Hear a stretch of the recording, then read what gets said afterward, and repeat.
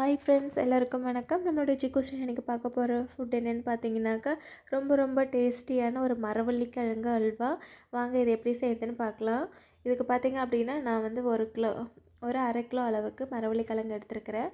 அதை தோல் சீவிட்டு நல்லா உப்பு சேர்த்தாமல் வேக வச்சு எடுத்துருக்கிறேன். அது சூடாக ஒரு மிக்ஸி ஜாரில் மாற்றிக்கலாம். இதுக்கு பார்த்திங்க அப்படின்னா ஒரு தேங்காய் எடுத்துருக்கிறேன். அதோடைய பால் மட்டும் எடுத்து வச்சுருக்கேன்.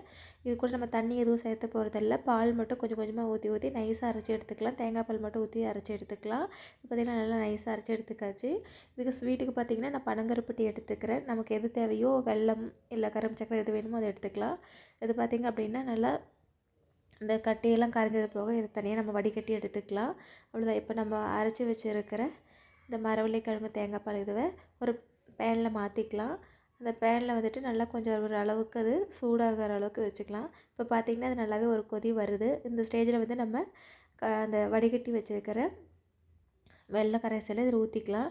ஊற்றிட்டு கொஞ்சம் கொஞ்சமாக லைட்டாக மிக்ஸ் பண்ணி விட்டுக்கிட்டே இருங்க. அடிப்பிடிக்க விடாமல் கொஞ்சம் லைட்டாக நல்லா மிக்ஸ் பண்ணிக்கிட்டே இருங்க. இது பார்த்திங்க அப்படின்னா இதோட டேஸ்ட்டு பார்த்திங்கன்னா அந்த பனங்கருப்பட்டி கூட சாப்பிடும்போது ரொம்ப டிஃப்ரெண்ட்டான டேஸ்ட்டில் தேங்காய் பாலோட டேஸ்ட் ரொம்ப அருமையாக இருக்கும்.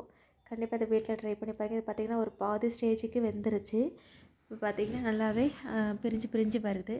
இது கூட பார்த்திங்கன்னா மேலே வந்து வெள்ளை எள்ளு மட்டும் தூவிருக்கேன். நமக்கு தேவை அப்படின்னாக்கா நட்ஸ் எது வேணாலும் போட்டுக்கலாம். நான் நட்ஸ் எதுவும் சேர்த்தலை, வெறும் வெள்ளை எள் மட்டும் சேர்த்திருக்கேன்.